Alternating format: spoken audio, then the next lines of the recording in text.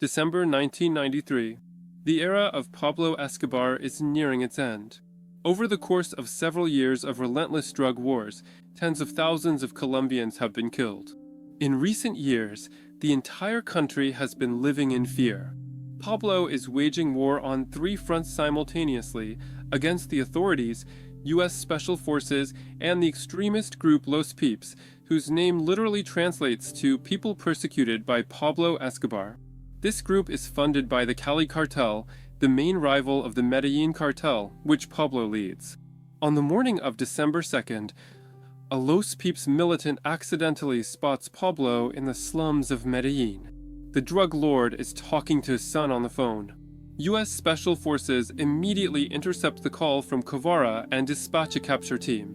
Within a couple of minutes, the bloodiest drug lord in human history is killed by an American bullet. So, by the end of 1993, the Medellín cartel was decapitated. The number of murders in Colombia dropped by 80% in just a couple of months. The massive organization fell apart, but here's the catch. Drug trafficking not only didn't decrease, but actually grew. And not just in the US, but also in Central America, Europe, Russia, Japan, and even Australia. It might seem like a contradiction, but the reality is different. After Escobar's death, no power vacuum formed in Colombia. The main rival of the Medellín cartel, the Cali Cartel, stepped onto the stage.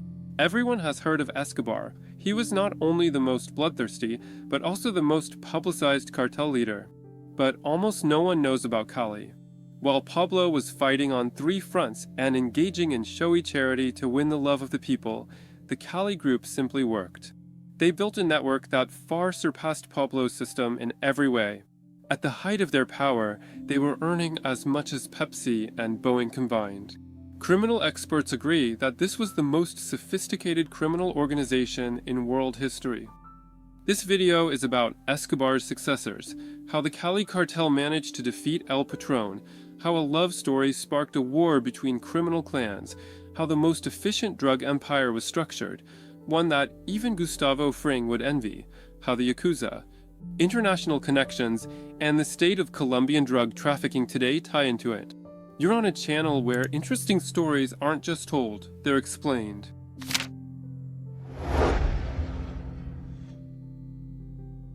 Before we dive into Escobar's business successors, let's quickly go over his blood relatives, the heirs by lineage.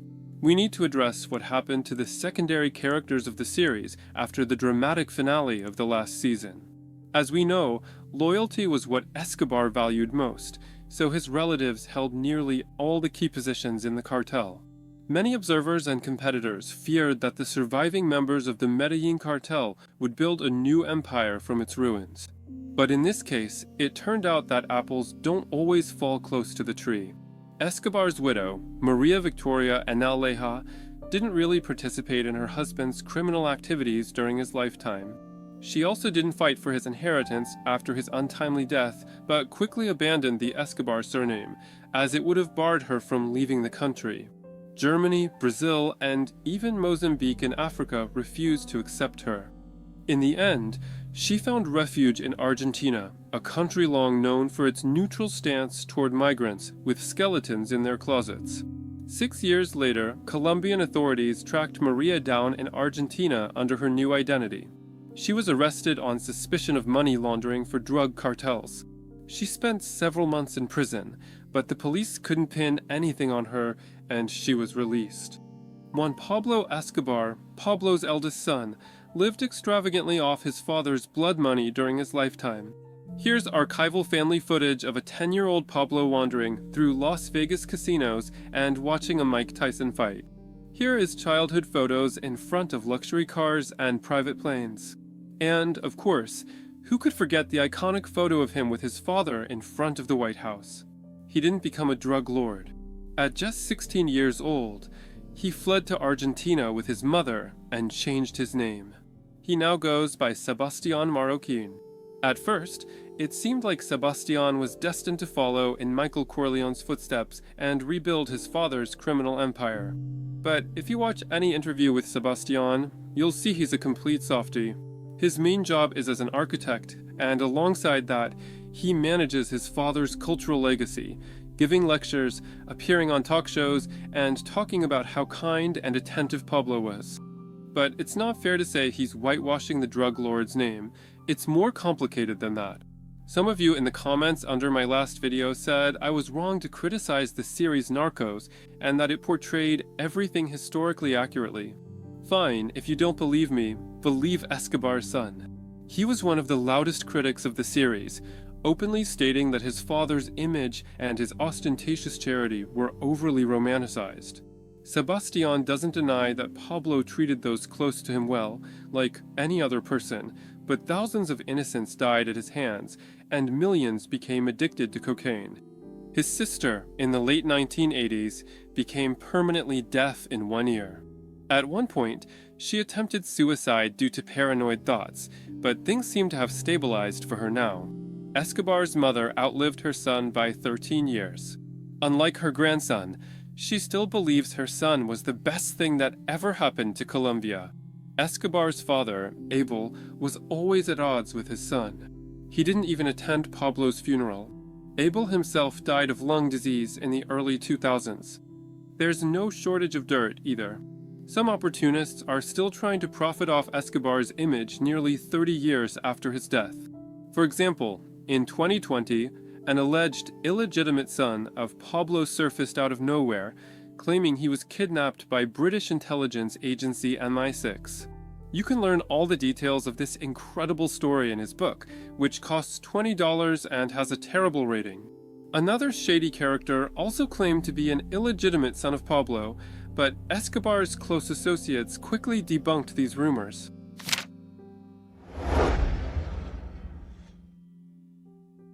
We've covered the blood relatives. They chose not to continue his work and switched to quiet, peaceful lives.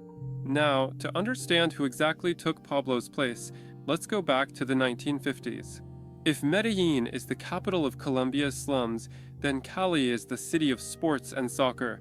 Cali is the only major Colombian city with access to the Pacific coast, and compared to the slum-ridden Medellín, it looks much tidier and more modern. In the early 1940s, two brothers, Miguel and Gilberto Orihuela, were born there. Their family had 6 children. Their mother was a housewife, and their father was a not-so-successful artist. The family's wealth was average, unlike the abject poverty of Pablo's family.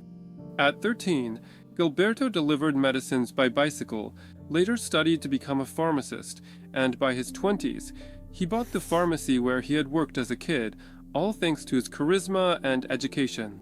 Where did he get that kind of money at such a young age in a country mired in decades of civil war? The answer is simple: a criminal mindset. His biggest profits came not from honest business, but from illegally selling prescription drugs without a license. Despite his youth, he was skilled at his trade and always thought one step ahead. For this, he earned his legendary nickname, El Ajedrecista, the chess master. His brother, Miguel Rodriguez, was practically raised by the streets, but was still a sharp guy. He earned the nickname El Señor, the gentleman. Little is known about his childhood. By his 20s, he befriended José Londano, who would later become a key factor in the success of the Cali Cartel, named after their hometown. By that time, Londano had already formed a criminal gang called Los Chimas. They were involved in kidnappings and occasional drug trafficking. By Colombian standards of the time, this was small-time stuff. Their first big success came in the late 1960s when they kidnapped 2 Swiss citizens, a diplomat and a student. They demanded $700,000 for their release, equivalent to $7 million today. The gang got the ransom and freed the Swiss. It's believed that this $700,000 became the starting capital for the Cali Cartel. Unlike the Medellín cartel, there is no specific founding date for the Cali Cartel. Throughout the 1970s, they slowly but steadily expanded their influence in the criminal world. Initially, like any self-respecting gang, Cali smuggled marijuana into the US, but the market was dominated by bigger players, and scaling up was tough. The quality of marijuana wasn't a priority for consumers back then, it was all about quantity, and they lacked the resources for that. Fighting other gangs was even more costly. Around the same time as Escobar, Cali shifted to cocaine. In the early 1970s, they initially sourced their product from neighboring countries, but later addressed the issue of import substitution. Unlike Medellín, they understood that putting all their eggs in one basket was a mistake.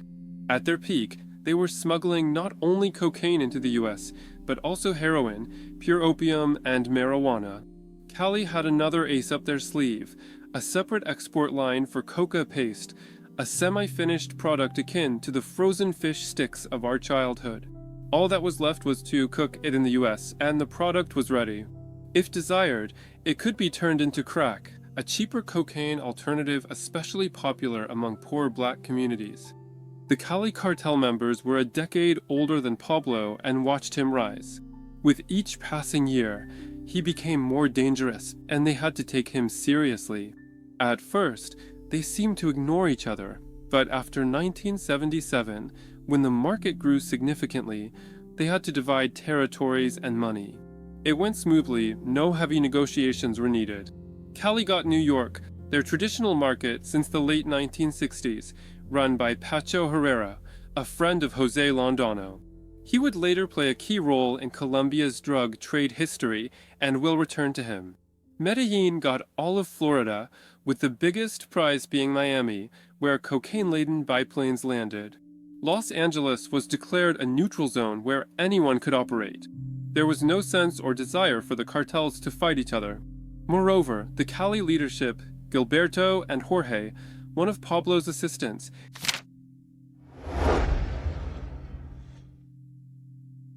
differed significantly from Escobar's crew. The Cali cartel structure was markedly different from Escobar's. The Medellín cartel resembled a pyramid scheme. At the top was the one and only Pablo, with subordinates branching out, each overseeing specific business areas like production, logistics, or exports. Climbing the career ladder was reserved for the most loyal and devoted. Cali, on the other hand, operated like a beehive. The cartel consisted of numerous independent groups. Picture a honeycomb, only instead of honey, it's filled with you-know-what. This structural feature earned Cali the nickname, the Cartel of 400 Cells. No one knows exactly how many there were. Let's look at Cali's structure from top to bottom. At the top are the four bosses. All the money flows to them. Directly beneath them are top managers, mostly relatives, each overseeing a dozen lower-level employees. Middle managers control the cells. Now let's zoom in on the cells. At their core are regular managers who spend all day on the phone overseeing the entire chain, from production to final dealers. Here's how it works. Farmers grow coca and sell the paste to others. The paste goes to labs, where it's turned into cocaine through simple processes. Through brokers, it reaches logisticians, whose job is to smuggle it across borders. In the US, the product lands in the hands of distributors. Financiers, bought off by the cartel, launder the dirty money. At the end of the chain, distributors pass the cocaine to wholesalers, who sell it to criminal gangs, mostly black, according to DEA statistics. Cali's final distribution chain was similar to Medellín's and remains largely unchanged today. But it was this honeycomb structure that set Cali apart, making their system flawless and even invincible. Each link was accountable only to the one directly above it. A distributor would never know who supplied the product, let alone who produced it. Low-level managers were shielded by intermediaries at the most vulnerable points. During border crossings, brokers acted as buffers, making it harder to trace the organizers. Moreover, everyone in the chain had to blend in. No luxury cars, designer clothes, or loud parties. There was no room for error, no room for excuses, and no second chances. To work with the cartel, you had to fill out a form for their HR department, answering questions like, "What's your house like? What car do you drive? Where do your relatives live?" If you got caught, the rule was simple: keep your mouth shut. Even if someone talked, the drug trade wouldn't collapse. You can't tell the cops anything if you don't know anything. And for every closed cell, 2 more would spring up. To give you an idea, it took the feds until 1979 to crack the criminal scheme, nearly 8 years. A key difference: Escobar's people were irreplaceable. If a key figure in the Medellín cartel fell, the entire supply chain suffered. In Cali, people were interchangeable, like in the corporate world. Just as some CEOs hop between running soda companies and tech firms, Cali had technocrats who could jump between cells if one branch underperformed. The cartel's drug transportation methods also differed significantly. Escobar's were as reckless as he was, private biplanes, speedboats, islands with mercenaries. Cali was far more conservative and rational. Pulling off such stunts in New York was impossible. Cocaine was shipped through Panama in containers on cargo ships. Their people in the ports unloaded the goods and passed them to wholesalers. U.S. authorities could physically inspect only 3% of all containers, so these were considered operational risks. Through Mexico, the cartel had about 800 private cargo ships carrying legal goods, with a ton or two of cocaine per shipment. Planes loaded in Cali flew to various border cities in the U.S., from where trucks distributed the product across America. Some goods stayed in Mexico. Modern cartels still use this route. The most significant difference between the Cali and Medellín cartels was their leadership. Pablo Escobar was always in the spotlight. El Patron's charisma, political ambitions, and ostentatious charity were like magnets for the media and the masses. Even 30 years after his death, Pablo remains one of Colombia's most famous figures. But who knew the leaders of the Cali cartel? Only the DEA. In their hometown, they were seen as prominent figures, but treated as successful businessmen, not as people trying to seize power. The chess master, for example, heavily invested in his pharmaceutical business, while his brother invested in hundreds of diverse companies. These front businesses were used to launder money. Cash flows were disguised as profits from unexpectedly successful companies. Here, too, Cali outdid Escobar. Their personnel were far superior to Pablo's. They had higher economic education and global connections. The chess master ran banks across the Americas. Often, they headhunted from the banking sector. I'll let you in on something. Even the Medellín cartel turned to Cali to launder their money. Workers use the poor by giving them work in their companies. Drinking if it was purchased with dirty money. Take a look at this image. It's the structure of all of Cali's front businesses years after the cartel's collapse. Here's a large block of pharmaceutical companies. There are private banks in Panama, security firms in Colombia, a real estate agency in the US, and various firms in Spain. Hundreds of millions of dollars were laundered through a gold buying scheme. Drug money stored in Italian banks was used to buy gold bars, which were then sent to Panama and sold for cash.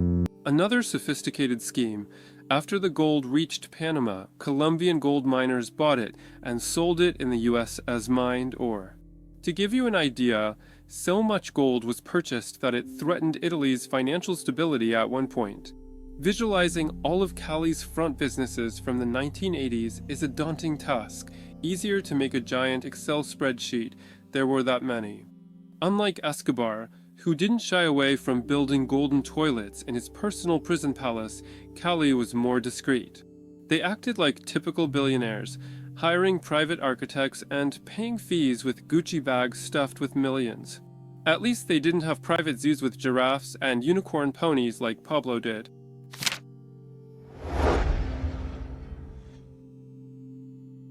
For nearly 20 years, Colombia's two cartels coexisted peacefully. There were occasional hiccups in exports, and sometimes Medellín killed journalists close to Cali, but that was minor. Cali always tried to stay away from mass violence. They could easily kill a traitor's entire family if they snitched to Colombian feds, but they didn't engage in full-scale narco-terrorism. How we should fight this war against authorities. Escobar wanted to do it through violence. We wanted to do it by corruption. In the 1980s, Medellín controlled about 80% of the US market, while Cali settled for 20 to 30%, but didn't lose sleep over it. It was clear that Escobar's methods would eventually destroy his empire. Relations between the cartels deteriorated slowly but surely. In 1984, Pablo ordered the assassination of the justice minister, believing a Cali member had leaked his criminal schemes. By the time Pablo was actively bombing Colombian officials, the chess master and Escobar had a conversation. Pablo accused Cali of not fighting the government as aggressively as he wanted. As punishment, He demanded they hand over one of their bosses, Pacho Herrera. The chess master refused. Pablo responded, "You're not my enemy, but if you are, I'll treat you like one." The final straw was an incident in New York that divided Colombian history into before and after. As often happens, it all started with a woman. A close friend of Escobar's, nicknamed Blackie, bonded in prison with a friend of Pacho Herrera's, nicknamed Pineapple. Pineapple finished his sentence while Blackie had 6 months left. When Blackie got out, he learned his wife had cheated on him with Pineapple. Without hesitation, he complained to Pablo. Following the code of honor, Escobar politely but firmly asked the Cali Cartel to kill Pineapple. As you might guess, Cali refused. After the refusal, the bloodiest phase of the war between the cartels began: downed planes, mass terrorist attacks, and political assassinations. Thousands of Escobar's sicarios systematically carried out attacks across Colombia, and Cali responded in kind. The most notorious case was the bombing of the Monaco building. Cali detonated a car packed with 100 kilograms of TNT outside the hotel where Pablo was staying with his family. He got incredibly lucky. No one in his family died, though, as mentioned, his daughter was permanently deafened in one ear. According to his son Sebastian, one of the bodyguards was reduced to just a hand, found on a tree branch across the street from the blast site. In my video about Pablo, I mentioned that the death of a talented NBA player from an overdose led to a massive war on drugs, which resulted in Escobar's death. Let me correct myself, that was only half the truth. Now you have a great story to tell at a bar on a Friday night. Pablo Escobar's empire was destroyed by a love affair with Pineapple. The multi-front war weakened Escobar. At one point, he struck a deal with the government and hid out in a prison he could control. Cali seized the opportunity and began dividing the Colombian market. They capitalized on the situation, growing their U.S. market share from 20% to 40%. In Colombia, they bribed Pablo's men, and the most loyal ones were simply killed.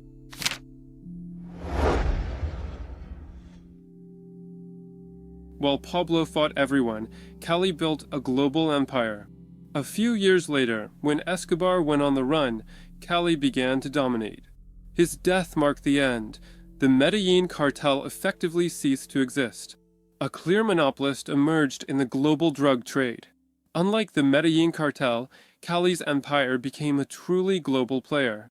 The key countries for the cartel were two southern European nations, Italy and Spain, through which the main flow to Europe passed.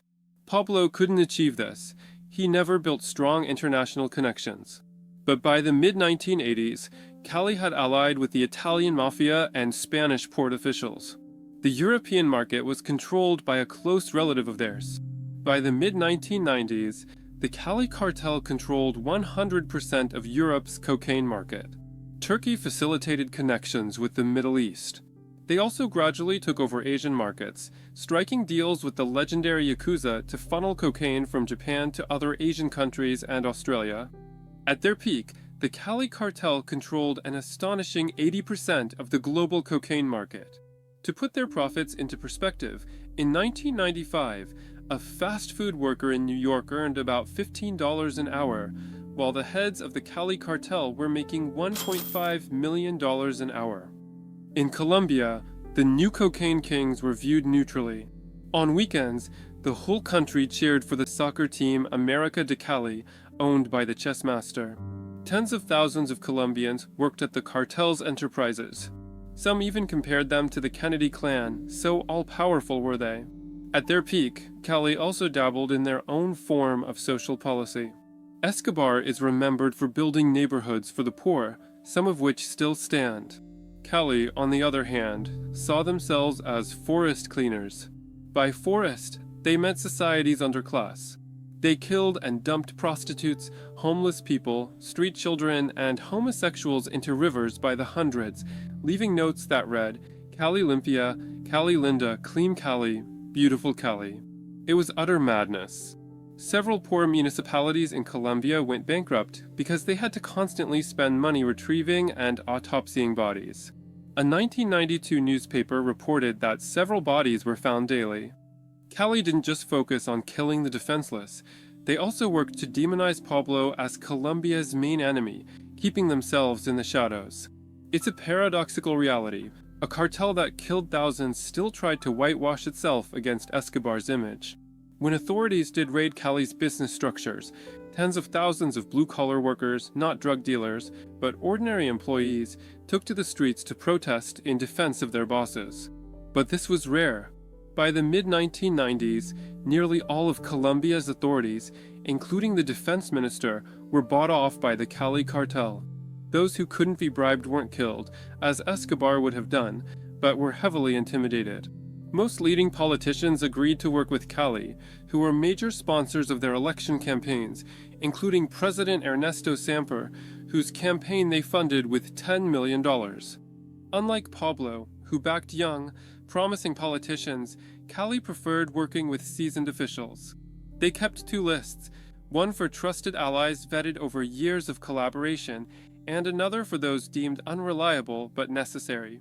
As the chess master said, politicians are just as much bandits, but you need to befriend them or you're screwed. Looking at Cali's history, it's hard to believe such a massive empire could collapse. That impression is deceptive. By the mid-1990s, Cali started facing problems. Here's why. The US DEA spent enormous budgets to take down Pablo Escobar. Thousands of operatives studied Colombia's drug trade for years. While they collaborated with Cali, everyone knew they couldn't stop at Escobar. Once the repressive machine was in motion, it was hard to halt. Other agents needed promotions and medals too. Newly elected US President Bill Clinton added fuel to the fire, needing to explain to voters why so much money was spent, yet cocaine wasn't disappearing. Moreover, the story of the Colombian presidential election funded by Cali came to light. The Colombian president had to shamefully explain how $10 million accidentally ended up in his campaign. The US government soured on such international allies. Escobar's allies were suddenly being killed by Cali, while honest cops who hadn't been bribed began raiding cartel cells. Amid this, the godfathers of the cocaine mafia started losing their grip. They were over 50, had made their billions, and could have retired. But they ended up in the same trap Pablo Escobar had been in. The irony is bitter. And here's an even crueler irony. Like in the Brigade, the Cali Cartel's empire was destroyed by a bodyguard. In the 1990s, Jorge Salcedo was responsible for the security of the cartel's four godfathers. An engineer by training, he didn't join the cartel willingly. Salcedo excelled at setting up security systems in highly specific conditions. In the 1980s, he fought radicals on the government side. The chess master noticed him, invited him to a meeting, and offered to use his skills against Pablo Escobar. Salcedo had no choice, but as he later said, he didn't consider himself a criminal. Taking down Escobar was the priority. While serving the Cali Cartel, Salcedo risked his life multiple times. After Escobar's death, he wasn't as needed, but was kept on staff to protect the boss's families. The DEA kept tabs on Salcedo as one of the inner circle. He was forced to participate in the killings of cartel underlings, which he despised. He tried several times to convince the bosses to retire peacefully, but they wouldn't let him go. Salcedo faced two options: try to escape and be killed, or betray the cartel and hope for a miracle. The bodyguard made his choice. He contacted the CIA and began leaking information about the boss's movements in Colombia. At one point, he found the perfect moment to turn in El Señor. He reached out to the Americans and local forces, who staged a raid on the drug lord's estate. But he wasn't there. Corrupt Colombian police arrived and chased the Americans away. They didn't find Salcedo, but the stakes skyrocketed. He wanted to flee, but needed time to get his family out of Colombia. For several more months, Salcedo lived with El Señor, feeding information to the DEA while preparing his escape. On August 6, 1995, Colombia's national police caught El Señor. Salcedo had taken the day off. He and his family were already in the US under witness protection. After El Señor's capture, the Cali Cartel began crumbling like a house of cards.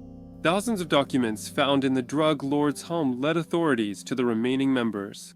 3 surrendered immediately. The chess master was caught during a police raid in Cali.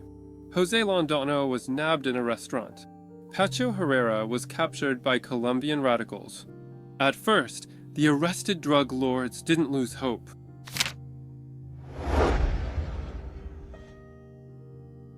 Surprisingly, the US didn't extradite them, and they settled into Colombian prisons. The country's president banned their extradition due to laughably flimsy legal loopholes.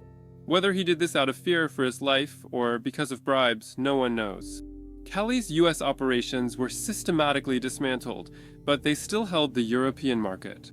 The chess master and El Señor tried to manage their empire's remnants from prison, but it grew harder by the day. Jose Londano escaped prison a year later and tried to rebuild the cartel with Medellín's remnants and loyal hitmen. 2 months later, Colombian feds shot him dead. Pacho Herrera was killed by old enemies while playing soccer in prison, a testament to the level of confinement.